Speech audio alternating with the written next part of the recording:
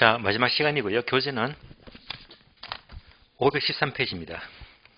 그리고 5번 보시면요. 개발 유형에 따른 분류. 얘는 어려운 말은 없습니다. 일단은 지문 나오니까 짚고 넘어갈게요. 1번 신개발, 2번 재개발인데 2번만 동그라미 재개발. 재개발 종류 4가지는 쉬워요. 다음 페이지 바로 보겠습니다. 다음 페이지 보시면 자, 1번 보전 재개발, 2번 수복 재개발, 3번 계량 재개발, 4번 철거 재개발. 자, 재개발 종류가 4가지인데요. 그러면 4번은 현재 우리나라죠. 우리나라의 모든 재개발은 철거하고 재개발하죠.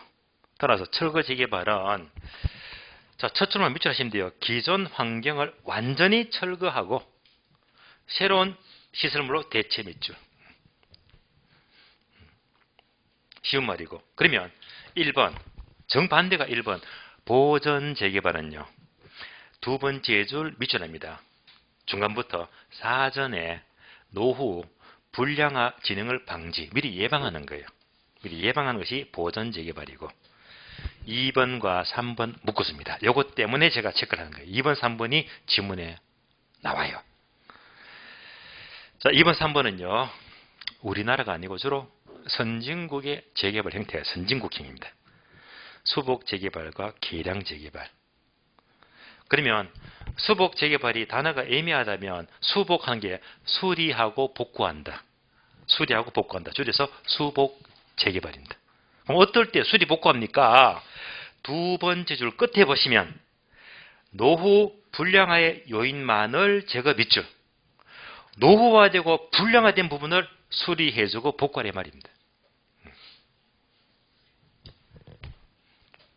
따라서 어느 지역이 상당히 노후화되었다. 그럴 때 이제 수복 작업이 필요하고요. 다음에 계량 재개발은 계량 재개발.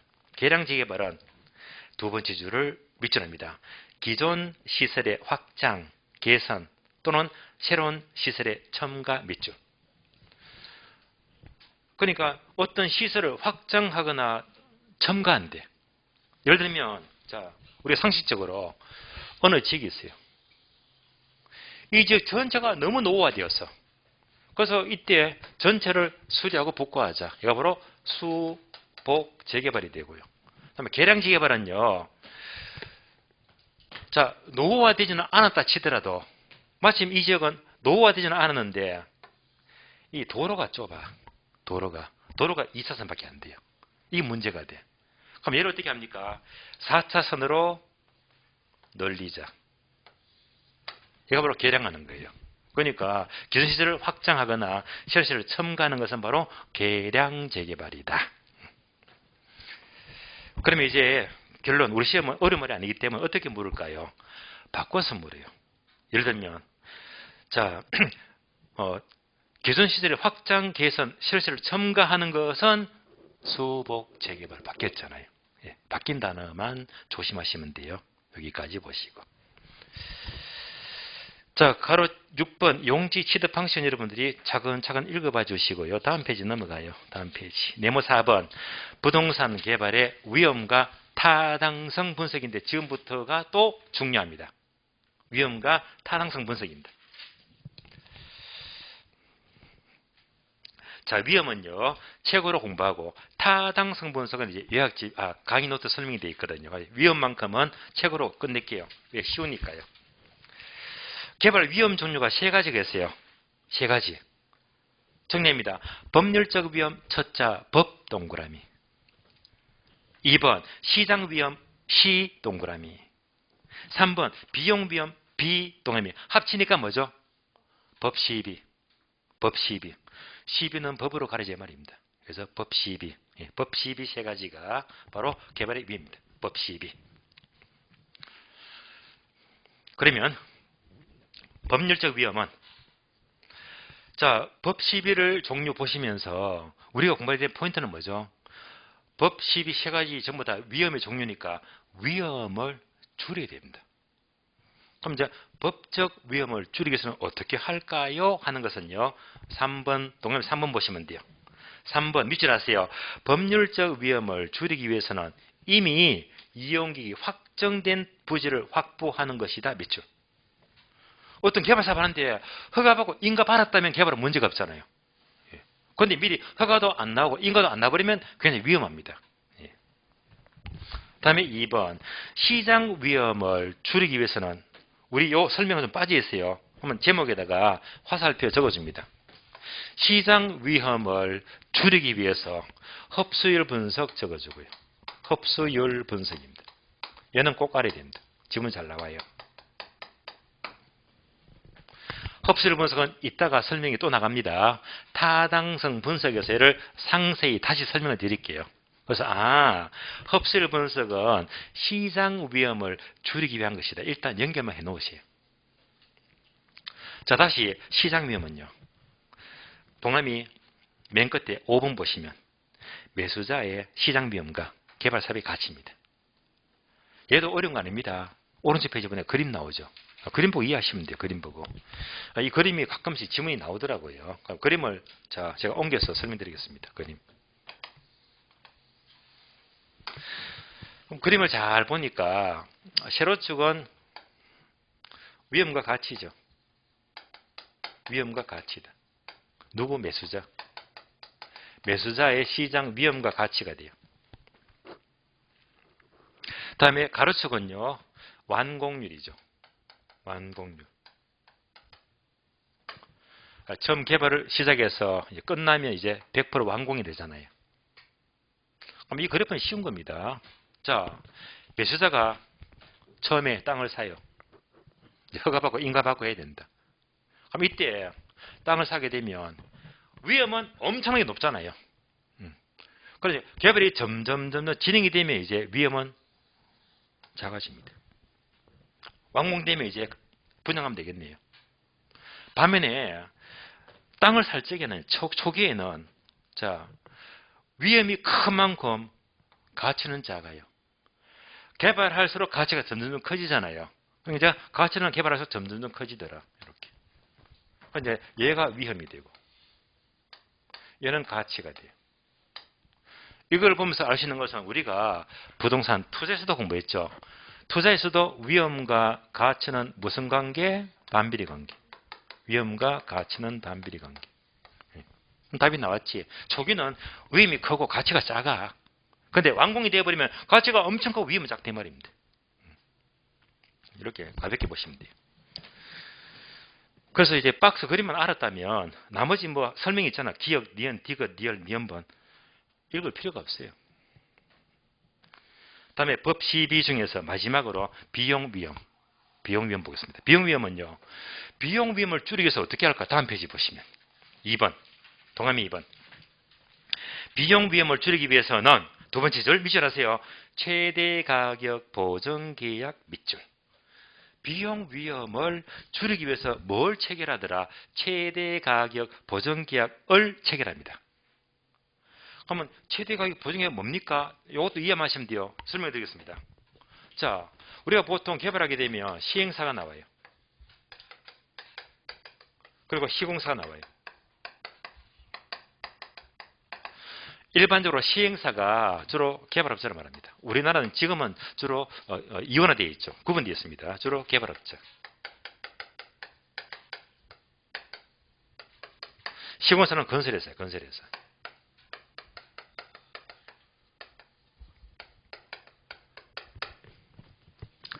물론 건설회사가 시행을 같이 다 한꺼번에 할 수도 있거든요. 그러나 대부분 시행사 따로 시공 따로 구분됩니다. 그럼 이제 부동산 개발업자가 한마디로 종합예술이잖아요. 이거 멋진 겁니다. 그래서 어떻게 개발합니까 하는 것은 여러분이 지난 시간 개발 7단계 순서 봤죠. 첫 번째 아이디어 단계, 2번, 3번, 4번 해놓고 3번에서 부지를 확보하면 앞에 게 전 실행 가능성, 얘는 실행 가능성. 이것을 사업계획서를 작성해가지고 답이 나온다면 다섯 번째 금융, 돈 땡기고, 여섯 번째 건설. 여기서 건설하거든요.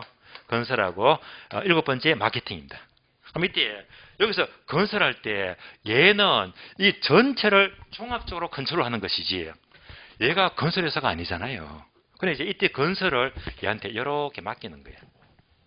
맡깁니다. 건설을. 그럼 이제 얘하고 얘는요, 서로 건설 협약하는 과정에서 충돌이 생겨요. 왜? 시행사는 우리가 생각해 보니까 건축비가, 건설비용이 100억 들어간대. 100억 줄게 갑니다. 근데 건설회사는 아니야. 100억은 무슨 100억이야. 120억 주세요. 이게 현실이거든요. 뭔가 안 맞아. 그럼 서로 이제 밀고 당기고 합니다. 예. 서로 양보를 안 해줘요. 그러다가 최종적으로 좋아. 니네 너무 많이 받는 거 아니야. 그러니까 그렇다면 이제 우리가 시행사가 못 박아버립니다. 최종적으로 우리가 주서는 최대한의 금액은 110억이다. 내가 바로 최대 가격 보증 계약입니다. 우리가 주서는 최대한 금액은 110억이다. 이건 줄게. 싫으면 말고 딴 데 하겠대. 그럼 이렇게 정해버리면 이렇게 되는 것이 바로 최대 가격 보증 계약이거든요. 이렇게 체결되게 되면 앞으로 물가가 올라간다, 철근값 올라간다, 임금비 올라가면 딱 정했잖아. 그다음부터 모든 부담은 시공사가 전부 다 책임져야 됩니다. 예.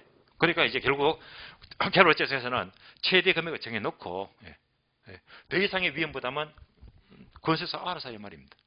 이렇게 위험을 줄일 수 있잖아요. 그래서 위험을 줄이기 위해서 개발업자는요, 최대 가격 보증계약을 체결할 수 있습니다. 여기까지. 자, 개발의 위험 법 12 세 가지는요, 전반적으로 쉬운 내용이고 세 가지. 이게 중요해요. 네모 5번. 부동산 개발의 타당성 분석이 중요하니까 별표하시고. 그러면 오른쪽 페이지 보니까 괄호 2번 시장 분석과 경제성 분석은 얘는요 좀 약간은 지금 못 받아보면 헷갈리는 부분이 있는데 얘는요 다음 과정에 설명드리고 왜 조금 출제 비중이 떨어져요. 자주 출제되는 것은 다음 페이지 보시면 두 장 넘어가시면 522페이지죠. 522페이지 지역경제분석, 목차 2번입니다. 시장분석, 시장성 분석, 타당성 분석과 투자분석. 단어가 꽤 길게 나오죠. 그러면 그 위에다가 하나 적어주면 되겠네요. 이렇게 부동산 분석 순서라고 적어주면 돼요. 얘가 몇 단계? 5단계. 5단계 순서가 있어요. 얘가 중요합니다. 얘가 바로 타당성 분석입니다. 5단계 분석.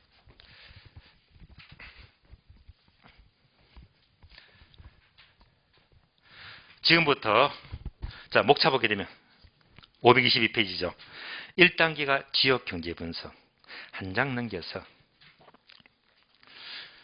2단계가 시장 분석. 오른쪽 페이지 3단계는 시장성 분석. 다음 페이지 4단계는 타당성 분석. 5단계가 투자 분석이다. 5단계. 얘가 빈출입니다. 그래서 이 5단계 개발의 타당성 분석이죠. 타당성. 개발의 타당성 분석 순서. 이 순서가요. 지금부터 강의 노트를 보시면 돼요. 강의 노트가 오히려 공부가 수월합니다. 자, 강의 노트 보게 되면 자, 1단계는 1번 지역경제 분석, 2번 시장 분석, 3번 시장성 분석, 4번 타당성 분석, 5번 투자 분석. 설명드리겠습니다. 자, 첫 번째가 지역경제 분석입니다.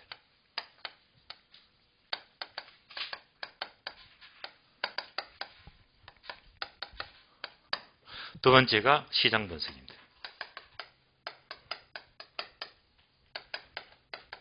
세 번째가 시장성 분석입니다.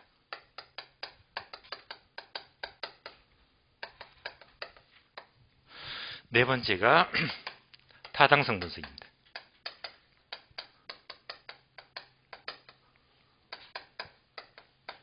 마지막으로 투자 분석입니다. 항상 개발의 타당성 분석은 5개 순서를 거칩니다. 얘도요. 박스에다가 5개 집어넣고 순서 묻는 문제가 계속 나오고 있습니다. 순서를 하게 됩니다. 올해도 아마 프로야구가 아마 4월 초면 개막이 될 겁니다. SSG 있죠. 신세계 구단의 4번 타자가 누구죠? 추신수 선수죠. 제가 어제 인터넷 검색해 봤습니다. 2022년 올해 연봉 킹, 연봉 1등이 이대호가 아니고 추신수 선수더라고요. 연봉이 27억 하더라고요. 외인 선수 빼고 우리나라 순수한 우리나라 프로야구 선수 중에서 연봉 킹이 바로 추신수 선수더라고요.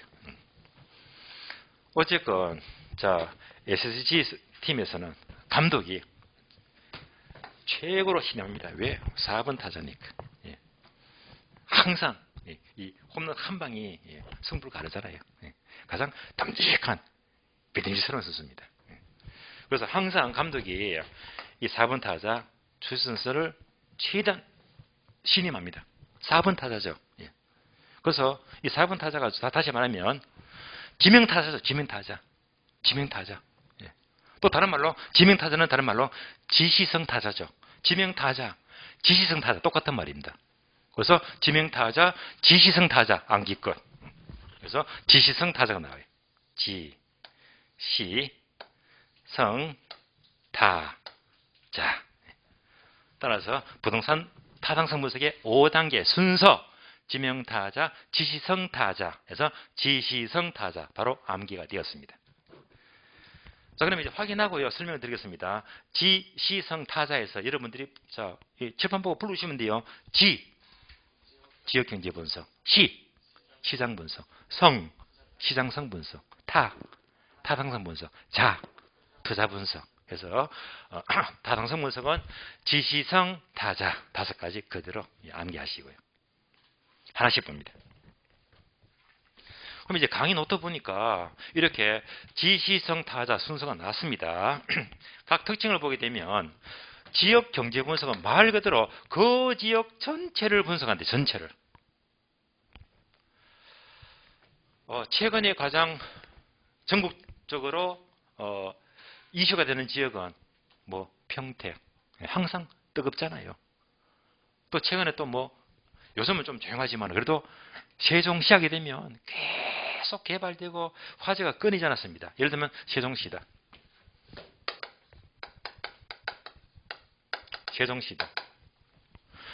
세종시가 왜 계속 끊임없이 이 화제가 되느냐.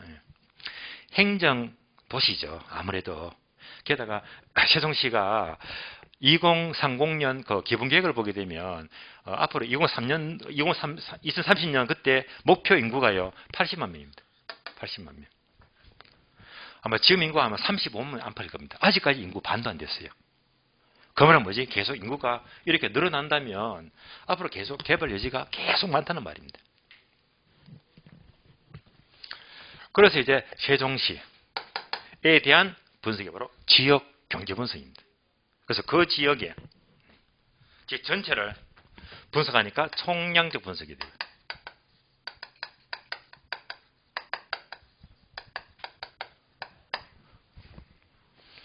그리고 거시적 분석입니다.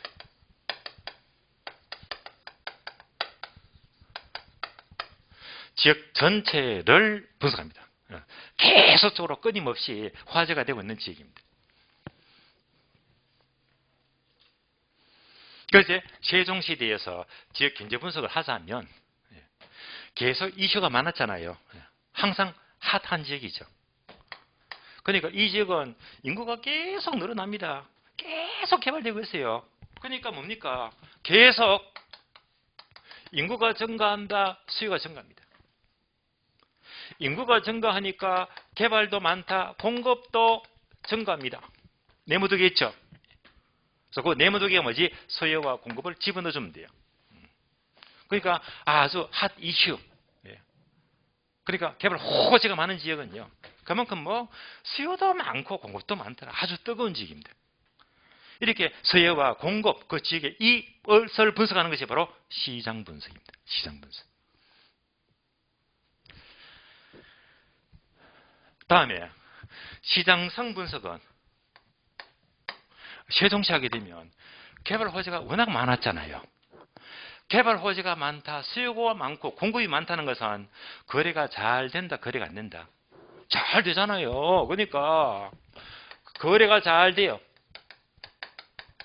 임대가 잘 된다. 네.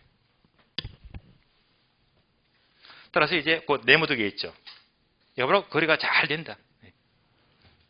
또는 매매입니다. 매매가 잘 된다. 매매가 잘 되고 임대가 잘 되면 이가 바로 시장 성분석입니다.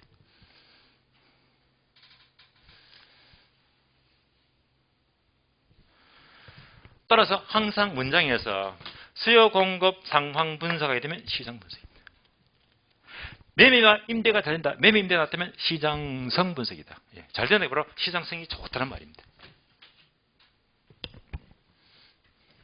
이때 매매와 임대 여부를 분석하는 게 화살표 되어 있죠. 긴 네모 되어 있죠. 긴 네모. 얘가 바로 흡수율 분석입니다.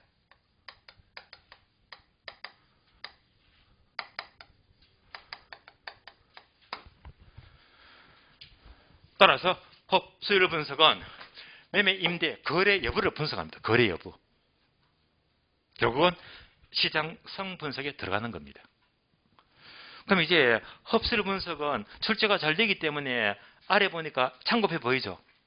흡수율 순서가 설명에도 쭉 나와 있잖아. 지금부터 흡수율 분석을 설명드리겠습니다.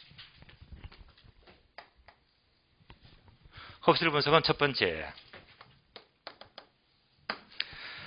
바로 지역별, 유형별 분석이죠. 자, 지역별 분석이다. 유형별 분석이다.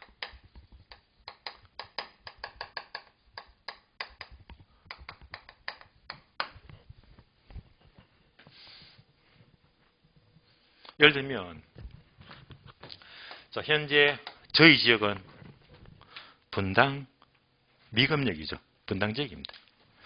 자, 분당 미금역 이 주변에서 어느 개발업자가 아파트를 지어야지. 이럴 때 뭐가 필요하다? 바로 흡수율 분석이 필요합니다. 그럼 저희 지역이 분당 미금역이잖아요. 분당 미금역 쪽에서 뭘 하더라? 아파트를 짓자. 아파트. 그러면 이제 분당 지역입니다. 분당 지역을 분석이 됩니다. 그런데 자, 이 지역인데도 불구하고 참고로 저기 멀리 영등포 쪽이다. 서울이야. 노원 쪽이다. 지역이 엉뚱하잖아요. 그런 지역을 집어넣으면 안 된다 이 말입니다. 또 유형이 아파트잖아요. 아파트인데 공장 같은 걸 집어넣으면 안 된다 이 말입니다.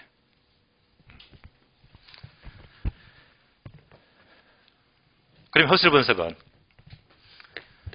두 번째가 빈출입니다. 얘가 가장 잘 나와요. 과거 추세를 분석합니다.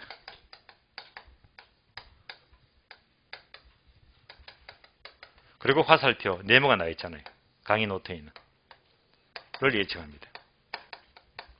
바로 미래를 예측합니다. 미래를. 과거 추세 분석을 통해서 미래를 예측합니다. 예를 들어 볼게요. 자, 방금 예를 들듯이 자, 이 지역은 저희 학원에 속한 분당 미금역이다. 분당 지역입니다. 그래서 여기다가 아파트를 지으려고 하면 아파트도 다양하잖아요. 예를 들면 10평대, 20평대, 30평대, 40평대, 50평대 평수가 많습니다. 그럼 개발업자가 이 평수부터 정해야 됩니다. 정하기 위해서 흡수율 분석이 필요하단 말입니다. 그래서 무슨 분석이죠? 과거. 쉽게 말하면 작년 1년 동안 분석했더니 자, 이 지역에 앞 동네는 작년 1년 동안에 25평 아파트를 지었어요. 25평. 을 지었는데 얘가 어떻게 된 건지 95% 분양이 되었대. 그게 완판 분위기입니다. 근데 옆 동네에 40평대 아파트가 있는데 대형평수죠. 이 아파트는 1년 동안에 60%밖에 분양이 안 됐다. 답이 나왔잖아요. 그러면 여러분들이 개발자라면 25평 지을래요? 40평대 지을래요? 당연히 얘를 짓자 이 말입니다. 얘가 바로 흡수율입니다. 얘가 95% 흡수가 되었고 팔렸고 얘가 바로 60% 흡수되었다. 분양됐다 이 말입니다. 그럼 쉽게 말하면 흡수는 쉽게 말하면 분양된 거를 말이에요. 작년 1년 동안. 그럼 요 반대말이 뭘까요? 반대말. 분양되고 남은 거를 뭐라고 부르죠? 미분양. 예? 다른 말로 공실. 예, 그래서 흡수율 반대말은 공실률입니다. 뭔지 아시겠죠? 그러니까 만약에 90% 흡수가 되었다면 10% 공실이 생겼다. 이 말이에요. 어려운 말 아니에요.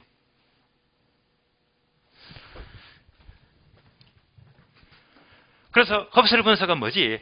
작년 1년 동안 과거 추세를 분석해서 그러니까 답이 나왔잖아. 얘는 안 지어. 나 이거 지을래. 이거 지을래. 앞으로 미래를 예측합니다. 그래서 항상 여단을 장난칩니다. 네모. 과거 추세를 분석해서 현재 하는 말을 집어넣으면 틀린 말이야. 미래를 예측합니다. 미래를.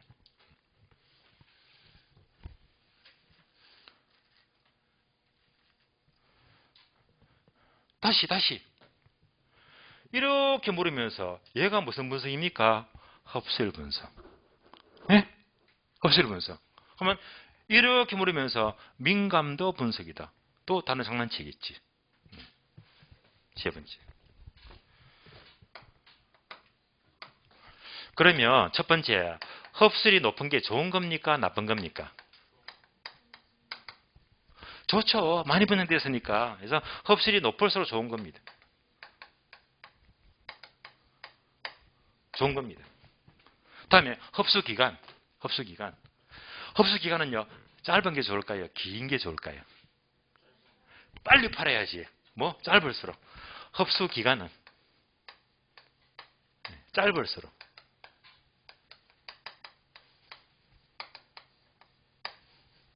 좋은 거니까. 이럴수록 시장 위험은 줄어듭니다. 시장 위험은 줄어든다. 그래서 좀 전에 시장 법 12 중에서 시장률을 줄이기 위해서 흡수율 분석 메모하셨잖아요.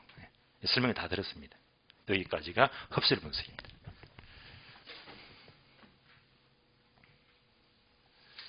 다시 지시성 타자 중에서 자, 수요 공급을 분석한다. 시장 분석. 매매나 임대 여부를 분석한다. 시장성 분석입니다. 그럼 다음에 네 번째, 타당성 분석은 뭐냐면요. 바로 구체적으로 수익성 여부를 평가합니다. 수익성 여부를 분석한다. 수익성 여부.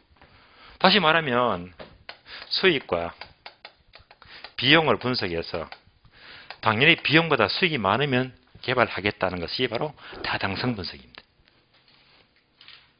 마지막으로 투자 분석은 혹시 여러분들이 부동산 투자에서 투자 분석 기법 들어보셨죠? 예, 투자 분석 기법. 그래서 투자 분석 기법은 바로 투자 분석은 바로 투자에서 투자 분석 기법을 가리키는데 이것도 복잡한데요. 할인 현금 수지 분석법, 어림셈법, 비율분석법 많은데 지금 강의에서 보게 되면 따로 화살표 세 가지로 나와 있죠. 순영가 MPV, 수익성 지수 PI, 내부 수익률 IRR. 그 세 가지 나옵니다. 세 가지. 그래서 이 세 가지는 우리가 지난주 공부했어요. 그러면 지난주 제가 별도로 이렇게 가면서 단어 두 개. 수익평가, 비용평가. 그래서 수익평가, 비용평가 빼면 순영가, 나누면 수익성 지수, 각해 만들면 내부 수익률. 기억나시죠? 이 세 가지입니다. 그럼 다시 빼면 순영가죠. 순영가는 뭐보다 커야 됩니까? 0보다 클 때 투자 결정. 지난주 공부했어요. 0보다 클 때. 그러면 나누면 수익성 지수인데 수익성 지수는 뭐보다 클 때? 1보다 클 때. 그다음에 각해 만들면 내부 수익률이잖아요. 얘는 뭐보다 클 때? 요구 수익률. 이럴 때 최종적인 개발을 결정한다. 투자를 결정합니다. 그래서 항상 투자의 타당성 분석은 이상의 5개 순서, 지시성, 타자 순서로 이루어지고 요것만 잡으시면 완전히 체계를 다 잡으신 겁니다. 다시 우리 시험은요. 요거 두 가지가 너무 중요해요. 가장 빈철 시장 분석과 지정성 분석이 지문이 너무 잘 나와. 너무너무. 그래서 특히 이런 거 바뀐 단어 이제 힘든 거 아니잖아요. 키워드 다 바꿔버리면 틀린 지문이기 때문에. 그래서 이제 과거 15회 때인데 이런 문제 나왔잖아요. 시장 분석과 시장성 분석은 동일한 의미이다. 틀렸지. 분명히 다르잖아요. 요 다른 차이점만 확실히 하시면 돼요. 여기까지가 타당성 분석의 흐름입니다. 자, 이제 흐름 다 잡았으니까 책을 볼게요. 책을 봅니다. 책을 보시면 522페이지입니다. 522페이지. 자, 지금부터 지시성 타자 하나씩 봐요. 1번 지역 경제 분석은 첫 줄 끝에 보시면 첫 줄 끝에 대상 지역시장 전체에 대한 총량적 지표를 분석 밑줄. 그럼 오른쪽 페이지 보시면요. 동그라미 3번 있죠. 지역 경제 기반 분석에서 중간에 박스 보이죠. 공식. 입지계수. 얘는 항상 계산 문제 A급 중요한데요. 요 계산 과정은 지금은 1로요. 이러기 때문에 다음 과정 넘어가면서 단계 높일 때 요도 따로 설명을 드리면서 계산 문제 풀어드릴 겁니다. 그래서 얘는 입시계수는 꼭 공식을 체크해야 됩니다. 다음 과정에서 보도록 하고요. 다음 페이지 넘어갑니다. 이번이 시장 분석입니다. 키워드 나왔네요. 수요공급 나오잖아요. 그래서 동그라미 1번 보게 되면 왜 밑줄 하느냐? 지문 그대로 시험에 나오니까. 자, 1번 수요공급 분석 땡땡 한 줄 밑줄 하세요. 특정 지역에서 특정 유형의 부동산에 대한 수요와 공급을 분석하는 것 밑줄. 수요 동그라미, 공급 동그라미. 요 문장이 그대로 출제가 돼요. 수요 공급 상 분석입니다. 오른쪽 페이지는요. 기업번, 리언번, 네모 박스, 5번, 시장 세분화, 시장 차별화 쳐다보지도 마세요. 깨끗하게 버리세요. 3번요. 시장성 분석. 시장성 분석은 1번 지문이 그대로 납니다. 밑줄 하세요.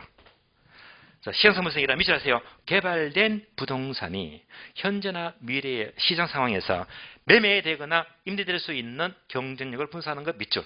매매 동그라미, 임대 동그라미. 답이 나왔잖아. 키워드가. 그래서 지문이 그대로 나기 때문에 지문 그대로 밑줄한 겁니다.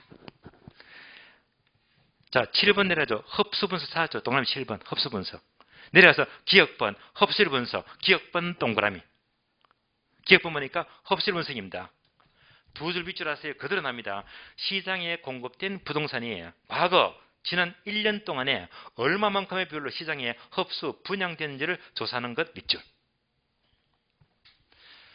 한 줄 내려서 또 밑줄 합니다. 흡수율 분석의 궁극적인 목적은 과거 추세를 토대로 미래의 매매 임대 가능성을 예상하는 데 있다. 밑줄 하시고. 다음 페이지 넘어가요. 고려 4번 4단계 타당성 분석은 동그라미 2번 보게 되면요.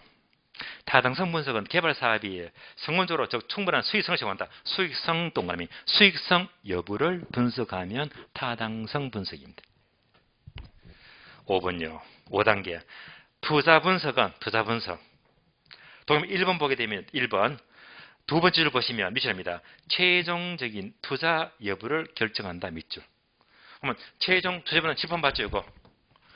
순영가는 0보다 클 때, 수익성 지수는 1보다 클 때, 내부는 요구 수익보다 클 때 최종 투자 결정을 한다는 말입니다. 여기까지가 지시성 타자 5가지를 모두 설명드렸습니다. 여기까지가 개발 끝난 겁니다. 끝났는데 개발에서 하나가 빠진 게 있어. 빠진 게 있어요. 빠진 게 강의 노트 보시면 강의 노트. 뭐라고 되어 있죠? 개발권 양도제 TDR. 개발권 양도제 TDR. 얘는요. 화살표 친절하게 교재 몇 페이지 289쪽 해서 289페이지를 펴주실래요? 289페이지.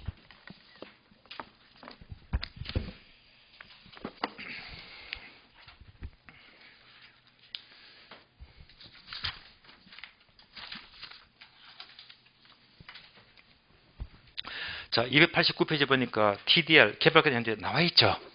얘를 개발 공부한 김에 여기서 보게 되면 더 편할 수도 있어요. 그러면 이제 지금부터 개발권 현재 TDR도 지문이 잘 나오니까 지금부터 TDR을 설명드리겠는데요. 그러면 지금 설명드리는 것은 필기는 여러분이 책에다 하시든지 아니면 강의 노트 하시든지 편한 대로 하시면 돼요. 강의 노트 여백이 있잖아요. 편한 대로 메모하시면 돼요. 설명드리겠습니다.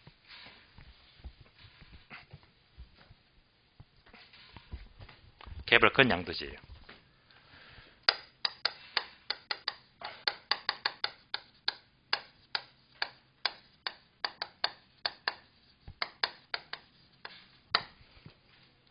TDR 제도.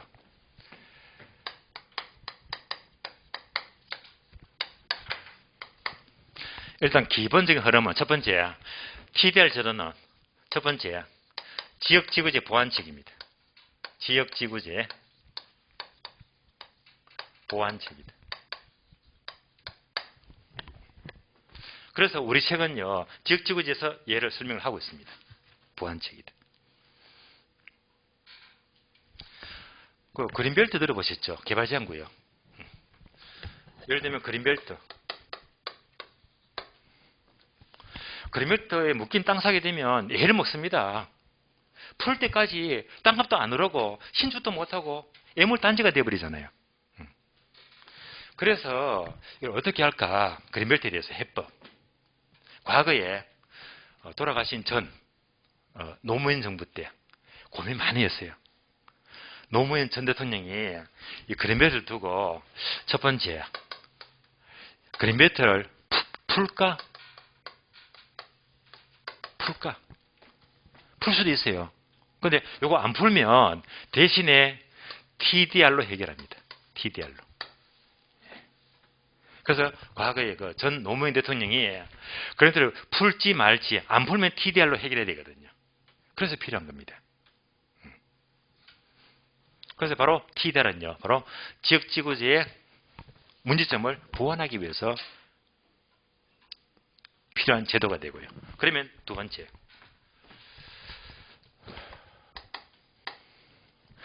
현재 우리나라는 X입니다. 도입이 안 되었다는 말입니다. 왜 도입이 안 됐을까? 그런 법률이 없거든. 법이 있으면 도입된 건데요. 법이 없어요. 그래서 얘도 출제가 자주 됩니다. 현재 시행 중인 정책이 아니에요. 그럼 TDR을 어떻게 일을 할까? 책을 보게 되면 되겠지만은요. 그럼에도 불구하고 TDR을 가장 잘 설명하는 게 제가 5월이 됐지만은요. 제가 요 자료를 좀 들고 왔어요. 자료. 서울신문이네요.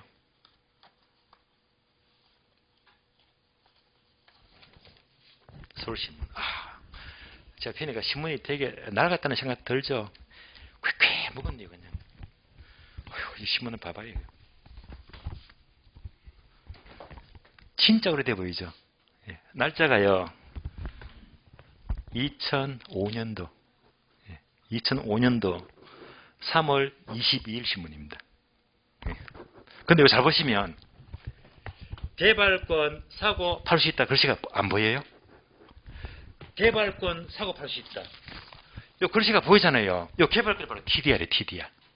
그러니까 제가 이 신문 안 들고 오면 제가 하는 말을 거짓말로 오해할 수가 있어요. 저는 참말을 보여드리는 거예요. 서울신문에 2005년도 3월 22일, 그때가 MB, 그때 MB가 시장 때, 서울시장.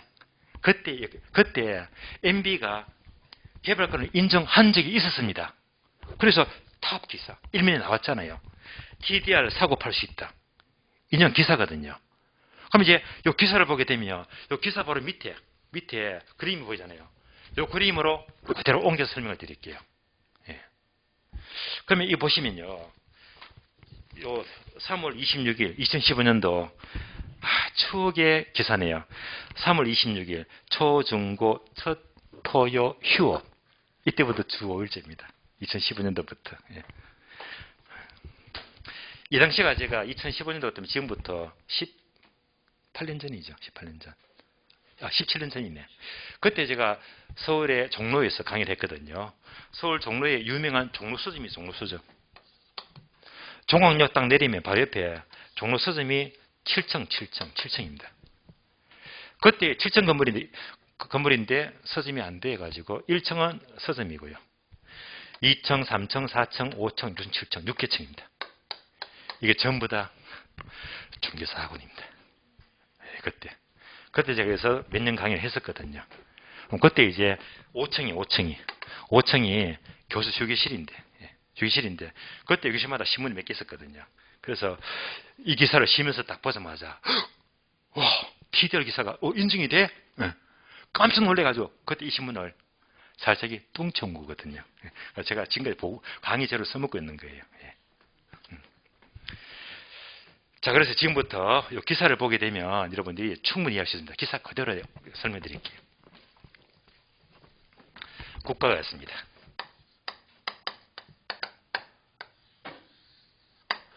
국가가 용도 지역 지구제 2개의 용도를 지정합니다.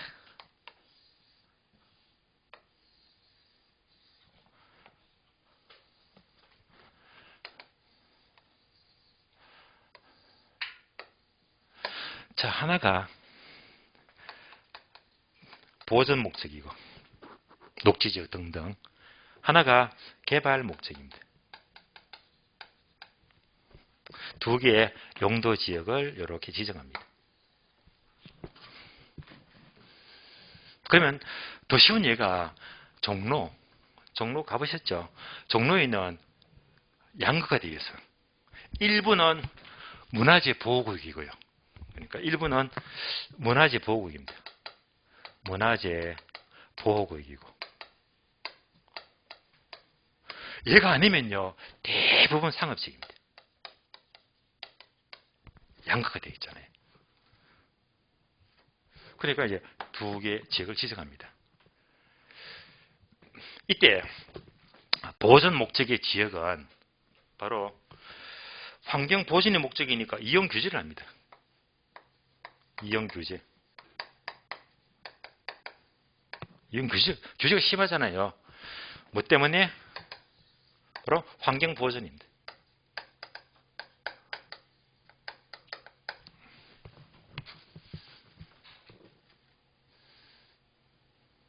근데 마침 종로에 문화재 보호구역에 사는 K씨라는 사람이 있습니다. K씨.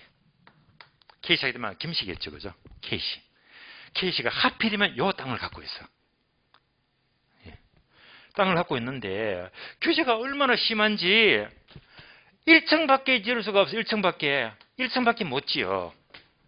사다리네요. 근데 옆에 있는 이 땅은 상업지역이야. 상업지역은 개발 목적이니까 와, 10층을 짓네. 10층을 지어요. 얼마나 억울합니까, 이 사람은. 예. 이것만 아니면 지도 10층을 지을 건데. 그러니까 결국은 이 사람은 옆 동네와 비교하니까 몇 층을 손해봅니까?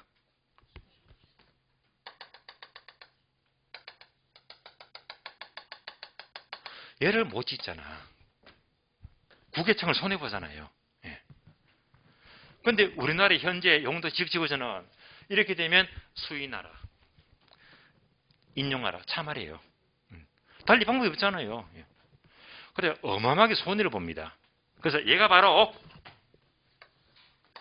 우발 손실입니다.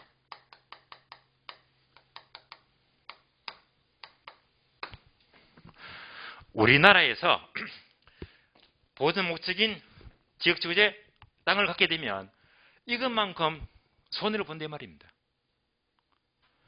정부가 보상해줘야 안 해줘요? 안 해줘요. 손해봐야 됩니다. 여기까지가 우리나라. 근데 외국에는요, 이렇게 손해본 것을 다시 우발이익으로 돌려줍니다. 우발 손실을 우발이익으로 보상하자.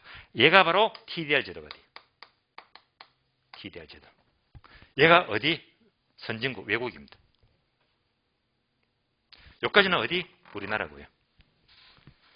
잘 보세요. 지금 K씨가 이 문화재 보호구역 때문에 1층밖에 못 짓고 이만큼 손해보고 있잖아요. 국외청을. 근데 외국에서는 TDR을 인정한다고 했죠. TDR이 바로 쉽게 말하면 T가 트랜스퍼, 이전한다. D가 디벨로퍼, 개발이죠. 라이트가 바로 권리를 말해요. 그럼 이제 다시 말하면 TDR은요, 개발권을 말해요. 개발권. 그러니까 외국에서는 이 사람은 이만큼 손해보니까 외국에서는 손해본 만큼 TDR이 짧게 말하면 개발권. 개발권. 이 개발권을 외국에서는 인정합니다. 그럼 이제 자 외국에서 보게 되면 TDR을 인정한다면 K씨는 이 국외청만큼 개발권을 갖고 있잖아. 갖고 있잖아요. 이거를 팔아먹을 수 있어. 그러면 이제 여기 있는 사람이 개발업자가 야 상업적인데 나 더 짓고 싶어. 더 짓고 싶으면요. K씨한테 TDR을 이렇게 사오면 돼. 사오면 돼요. 그래서 야 당신 TDR을 사고 싶은데 왜? 나 9층 더 지을래. 예. 그러니까 네가 이 개발권을 팔면 안 되겠니? 예. 그래서 K씨가 듣고 보니까 팔면 돈 되잖아요. 그래서 TDR을 양도합니다. 팔아요. 이 개발권, 이만큼 개발권을 파는 거야. 팔아요. 팔면서 과연 개발업자가 이 사람한테 얼마의 대가를 줬을까? 돈을 받아야 됩니까? 이때 기사 이해하자면 얼마를 받았다?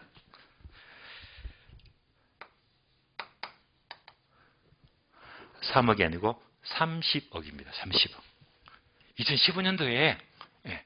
그래서 K씨는 이만큼의 TDR 권리를 업자에게 팔고 그 대가로서 30억을 받았대요. 이거 로또보다 더 큰 금액입니다. 예. 그러니까 이렇게 땅 가져도 말이에요. TDR 인정해버리면 이 사람은 손해보는 게 하나도 없어. 그럼 30억 준 사람은 국가가 줬어요? 개발업자가 줬어요? 개발업자가 줬잖아. 그러니까 TDR은요. 국가의 보상이 아닙니다. 국가가 주는 건 아니다 말입니다. 누가 주는 거지? 시장기구. 시장기구에 의한 보상입니다. 알아서 돌아가는 거예요. 국가가 인정해. 국가는 이렇게 했을 때 다만 국가는 뭐하지? 추가 개발만 허용합니다. 추가 개발만 허용해주면 돼요.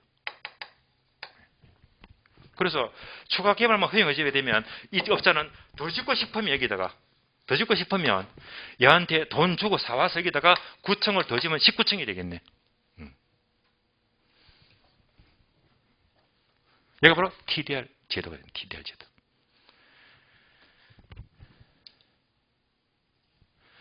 자, 이제 요 내용 이해하셨다면 다시. 그러면 이제 TDR 제도는 뭐냐? 다시 이걸로.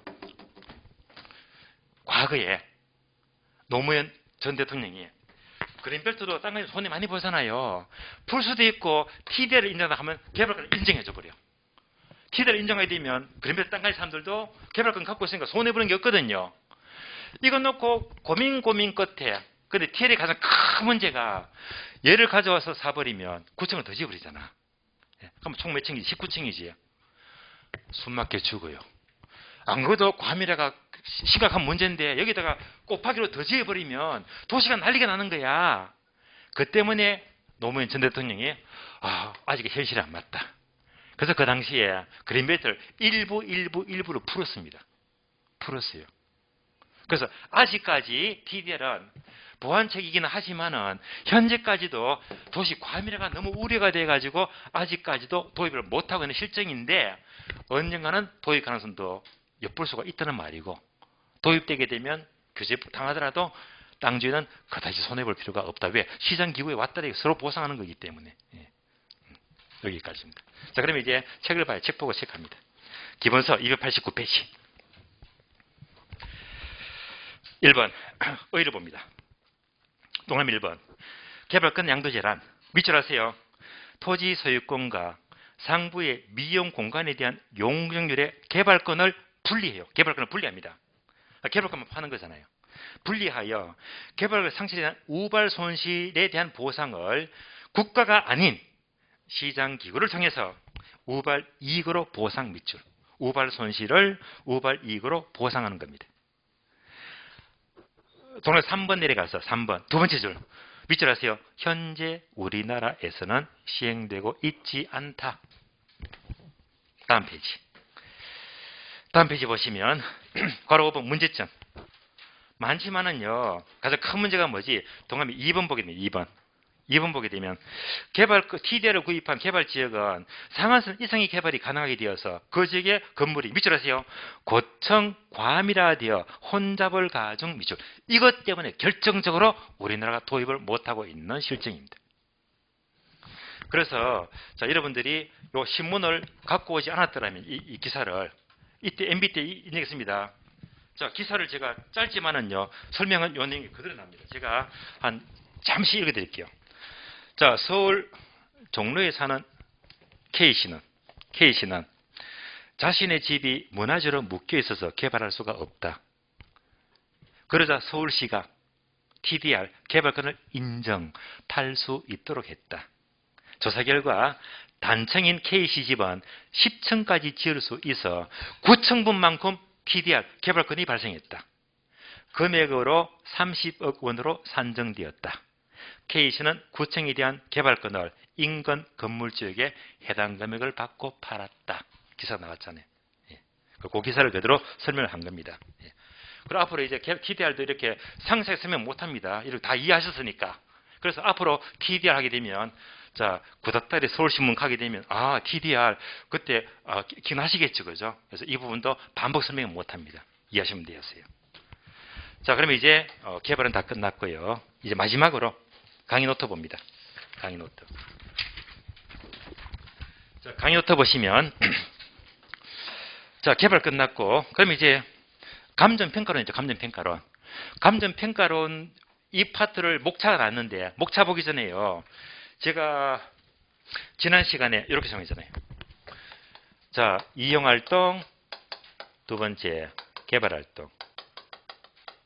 얘는 이제 1월달, 2월달 오늘 설명 들었습니다. 개발은 3번 관리활동, 4번 마케팅활동. 얘는요 한 문제씩 나오는데 얘는요 3월달, 4월달 설명을 드린다고 했죠. 근데 그냥 너무 여러분들이 좀 찜찜하니까 혹시 혼자 보시더라도 어디가 중요한지 중요한 내용은 체크를 합니다. 금방 끝나요. 관리부터 체크할게요. 자, 관리가요 528페이지. 지금부터 체크만 합니다. 528페이지. 폈습니까? 528페이지. 한 장 넘어가요. 자, 두 장 넘어가고 532페이지 있죠? 표가 보이죠? 부동산 관리의 내용, 요거 표 체크하시고 얘는 시험과 연결되니까 아래 되고요. 다음에 오른쪽 페이지 533페이지 바로 4번 부동산 관리 영역 바로 4번 동그라미 얘도 알아야 됩니다. 1번 자산관리 밑줄 다음 페이지 3번 시설관리 밑줄 자산관리 시설관리만 볼 줄 아시면 돼요. 넘어갑니다. 536페이지 536페이지 가로 6번 관리 3방식 6번 동그라미 자가관리, 위탁관리, 혼합관리 이런 문제는 어려움 없습니다. 이거는 또 아셔야 되고 다음 페이지 넘어가죠. 두 장 넘어갑니다. 540페이지 자, 540페이지 보니까 세 번째 줄 기업번 조임대차, 니은번 비율임대차, 디귿번 순임차 세 개 묶어주고요. 이 세 가지도 아셔야 됩니다. 한 장 넘어가요. 542페이지 542페이지 보시면 괄호 5번 장부 처리 보고서인데요. 동그라미 1번과 2번 있죠. 2번만 동그라미 정기 보고서 얘도 가볍게 볼 필요가 있고요. 한 장 넘어갑니다. 544페이지 544페이지 보시면 괄호 2번 있죠. 2번 동그라미 건물의 수명 사이클 이것도 알아야 돼요. 여기까지가 관리에서 나올 수 있는 부분입니다. 자, 다음 페이지 넘어갑니다. 547페이지. 마케팅. 자, 마케팅은요. 쭉 넘어가요. 551페이지. 551페이지. 네모 3번. 마케팅 세 가지 전략. 요거 별표. 여기서 문제가 집중 출제가 돼요. 그래서 1번 시장 점유 마케팅. 다음 페이지 보시면 거래 2번 고객 점유 마케팅. 3번 관계 마케팅. 세 가지만 집중 정리하시면 돼요. 여기까지 마케팅 끝. 그럼 이제 다음 진도가 감정평가인데요. 감정평가. 감정평가는 이제 강의 노트 여러분들이 목차 보세요. 목차. 자, 강의 노트 보시면 강의 노트 뒷페이지. 자, 간평 목차가 1번, 2번, 3번, 4번, 5번 있죠. 이거 다음 주 수요일이 3월 첫 주인데요. 설 연휴 때문에 서울 못 나갔잖아요. 그러니까 다음 주가 3월 초, 다음 주 수요일 날. 3월 며칠이죠? 결혼돼 있네. 3월 9일이 아닌데? 3월 2일 아니에요? 예, 얘는 첫 수업이고, 그지? 첫 수업이고. 그러니까 3월 2일이죠. 3월 2일이 다음 주 수요일일 거예요. 다음 주 수요일 날. 수요일이 이제 마지막 진도입니다. 마지막 진도. 그래서 여기서 감정 평가 파트는 이 4시간 동안에 목차만 읽고 넘어가도 4시간이거든요. 이거 어려워요. 그래서 건성 넘어가면 여러분들이 아무리 해도 소용없어. 그럼 이제 목차 봅니다. 자, 강의 노트 보시면 1편이 기초이론. 자, 2장이 가격 형성 원리. 3장이 3방식. 자, 3번 동그라미 3방식.